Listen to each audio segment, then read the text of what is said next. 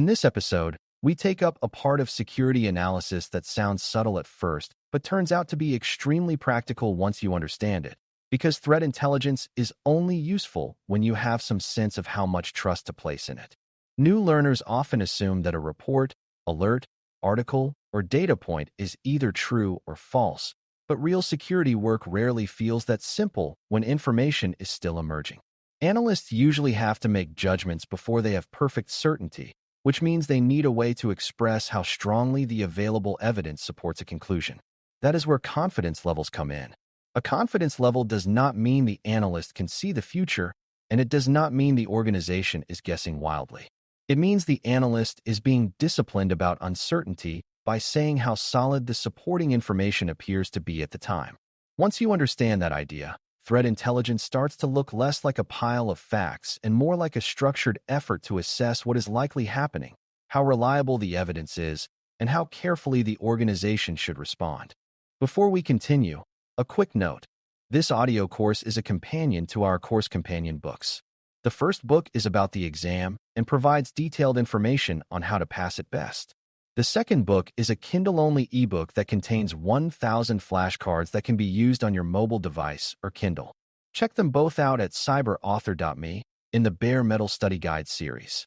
Threat intelligence is information about threats that has been collected, evaluated, and interpreted so it can support better security decisions. It is not just raw data sitting in a log file, a news article, or a feed of suspicious addresses.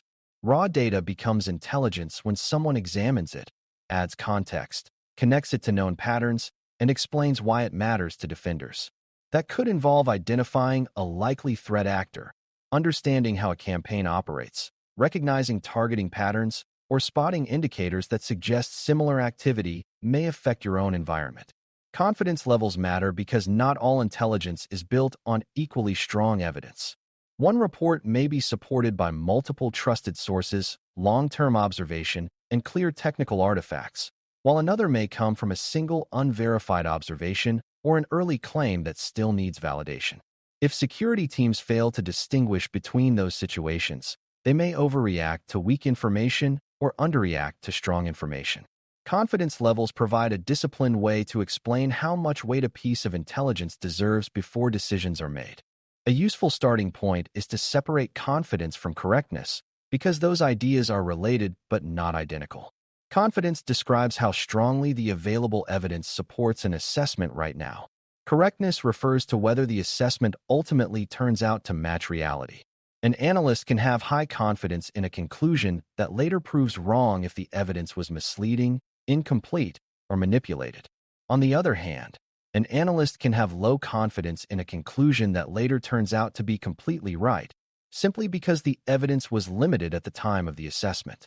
This distinction is important because beginners sometimes think confidence is a promise, when it is really a transparent statement about the current quality and quantity of supporting information.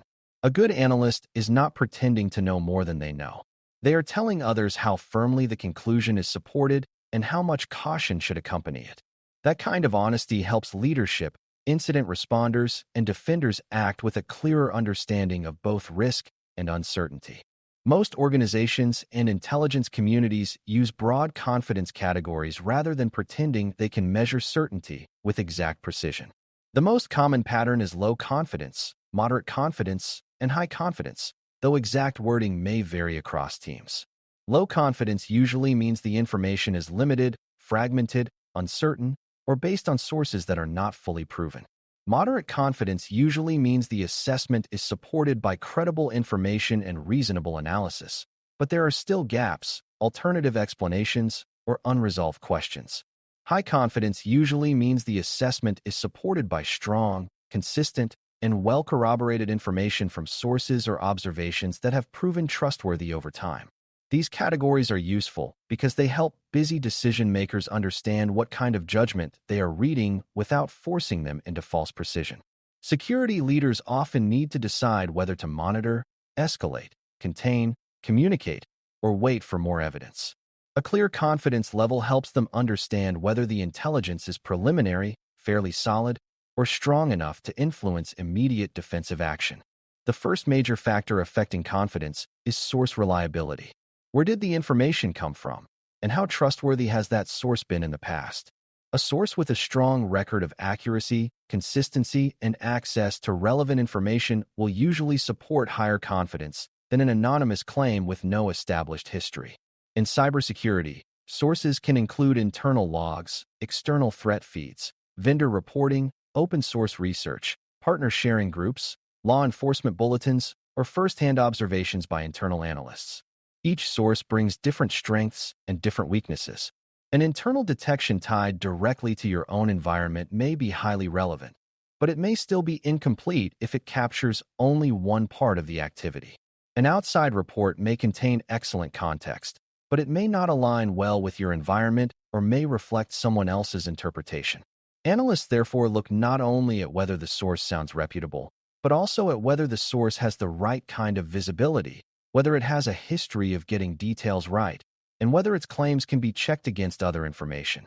The second major factor is corroboration, which means asking whether different pieces of evidence point in the same direction. A single suspicious domain mentioned in one report may be interesting, but confidence rises when that same domain appears in multiple independent reports, matches internal observations, and fits a known campaign pattern. Corroboration matters because security environments are noisy and isolated signals can be misleading. Attack infrastructure changes, false positives happen, and early reporting can confuse coincidence with malicious intent. When several reliable sources, technical artifacts, or behavioral observations support the same conclusion, the assessment becomes more durable. That does not guarantee it is correct, but it does mean the conclusion rests on more than one fragile foundation. Corroboration is especially important when the intelligence will influence high-impact action, such as blocking services, issuing warnings to business units, or escalating an incident to senior leadership. The more serious the potential response, the more valuable it becomes to understand whether the assessment is built on a single clue or a broader body of supporting evidence. Another factor is timeliness, because confidence can change as events evolve. A fresh intelligence report may be important precisely because it is early, but early information is often less complete than information developed after more analysis and observation. In fast-moving incidents, analysts may need to issue a warning while still admitting that confidence is low or moderate because the details are still being verified. Later, as more data arrives, confidence may rise, fall, or shift in a different direction entirely. This is normal and does not mean the original analysts failed. It means they were honest about uncertainty during a developing situation. Timeliness also matters because threat activity changes rapidly. A highly accurate report from several months ago may be less useful now if the attacker's infrastructure, methods, or targets have changed. For confidence to be meaningful, the information must not only be reliable and corroborated, but also relevant to the current situation. Outdated intelligence may be technically accurate in a historical sense, yet weakly useful for present decisions, which affects how much weight defenders should place on it. Analytic rigor also affects confidence, because strong intelligence does not come only from gathering data. It also comes from reasoning carefully about that data. Analysts need to ask whether they are interpreting evidence fairly, whether alternative explanations have been considered, and whether the conclusion follows from the facts or from assumptions that merely feel plausible. This is important because people naturally look for patterns, and in cybersecurity that habit can sometimes lead to premature conclusions. If an analyst sees one familiar technique, they may rush to link it to a well-known actor or campaign, even though many unrelated attackers use similar methods. Confidence should not rise just because a conclusion sounds compelling. It should rise when the evidence has been examined carefully, biases have been challenged, and the conclusion still holds up. In practical terms, disciplined analysis often means separating what is directly observed from what is inferred, stating assumptions clearly, and avoiding language that suggests certainty where only possibility exists. Mature confidence judgments depend as much on careful thinking as they do on data collection. It is also important not to confuse confidence with severity or risk. A high-confidence intelligence report does not automatically mean the threat is severe, and a low-confidence report does not automatically mean the threat can be ignored. These ideas answer different questions. Confidence asks how strongly the evidence supports the assessment. Severity asks how damaging the threat could be if it is real and relevant. Risk considers the likelihood of impact in the context of the organization's environment, assets, and exposure. For example, a team may have high confidence that a specific phishing campaign is targeting a sector, but if the campaign does not align with the organization's systems or user base, the practical risk may still be limited.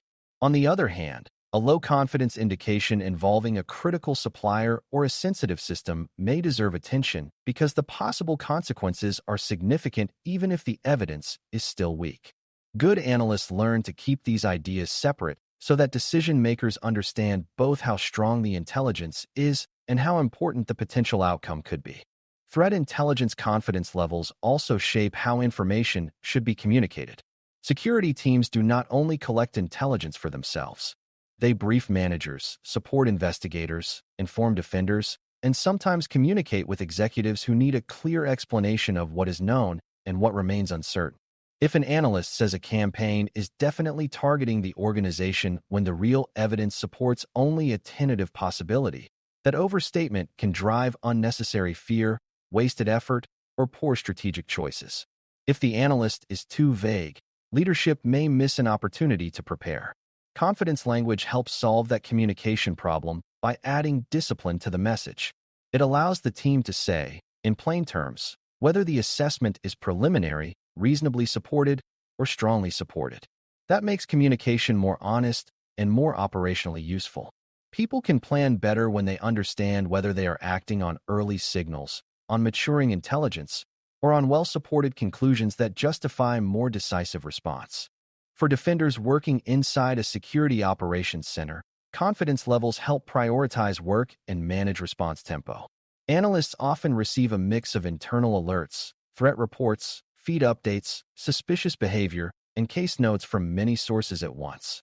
Without some way to weigh the strength of the supporting information, teams may spend too much time chasing weak signals while stronger, better supported leads wait in the queue. Confidence helps them decide what to investigate first, what to monitor, and what to hold for additional validation. It can also shape how automation is used. A high-confidence indicator tied to verified malicious infrastructure may be a candidate for faster blocking or alert enrichment, while a low-confidence signal may be better suited for watch listing or limited hunting rather than immediate disruptive action. The key point is not that confidence makes decisions automatic. It makes them more informed. It helps security teams align effort with evidence strength so that operational energy is spent where it is most justified. A simple example makes this easier to picture. Imagine one analyst sees a single social media post claiming that a new ransomware group is targeting hospitals in a certain region. That may be worth noting, but confidence should probably remain low until more evidence appears. Now imagine a second situation where multiple trusted vendors publish matching technical findings. Internal telemetry shows related suspicious activity, and the observed behavior aligns with known attacker techniques seen in recent incidents. In that case, confidence may reasonably rise to moderate or high depending on the strength and independence of the confirming evidence. Notice what changed. The conclusion did not become stronger because the story sounded dramatic. It became stronger because the evidence base improved. This is the mindset new learners need to develop. Threat intelligence is not about repeating the loudest claim or the most interesting rumor. It is about weighing evidence, checking consistency, and expressing conclusions with a level of confidence that matches the quality of what is actually known. There are also several common mistakes that weaken intelligence work. One is confidence inflation, where analysts or organizations present tentative judgments with more certainty than the evidence supports. Another is confidence blindness, where teams ignore useful but uncertain intelligence because it is not perfect. A third problem is failing to revisit earlier assessments after new evidence emerges. Confidence should not be stamped onto a report once and then forgotten. It should be reevaluated as new indicators appear, sources are disproven, infrastructure changes, or investigative findings reveal that earlier assumptions were incomplete. Analysts must also guard against circular reporting, where the same original claim is repeated across multiple places and mistaken for independent corroboration. That can create the illusion of stronger evidence than actually exists. The deeper lesson is that confidence levels only help when they are earned honestly and updated responsibly. They are not decorative labels. They are analytic judgments that should move when the evidence moves. As an analyst matures, confidence assessment becomes part of a broader habit of intellectual discipline. The analyst starts asking questions almost automatically. How much of this do we know directly, and how much are we inferring? Are the sources truly independent or just echoing one another? Does the evidence fit the conclusion, or are we stretching the conclusion to fit a preferred narrative? What would make us more confident, and what evidence would make us less confident? Those questions improve both intelligence quality and incident response because they keep the team grounded in reality rather than in assumptions. In cybersecurity, acting under uncertainty is normal, but acting carelessly under uncertainty is dangerous. Confidence levels help teams speak honestly about that uncertainty while still moving forward with practical defensive decisions. For CySA Plus learners, this is an important professional habit to build early because it sharpens thinking in every part of analysis, not just in formal threat intelligence reporting. By the end of this discussion, threat intelligence confidence levels should feel less like an abstract reporting term and more like a practical tool for making better security decisions. Confidence helps analysts explain how strongly the available evidence supports an assessment, while still leaving room for uncertainty, revision, and continued investigation. Low, moderate, and high confidence are not predictions of the future or guarantees of correctness. They are disciplined ways of expressing how solid the current evidence appears to be after considering source reliability, corroboration, timeliness, and analytic rigor. When security teams use confidence levels well, they communicate more honestly, prioritize more effectively, and respond with better judgment. That matters deeply in cybersecurity because defenders rarely enjoy perfect information at the moment decisions must be made. The analyst who understands confidence levels is better prepared to separate rumor from reporting, possibility from probability, and noise from actionable intelligence, which is exactly the kind of thinking a strong defender needs. Thanks for listening. For more audio courses, daily newsletters, and more, please visit baremetalcyber.com.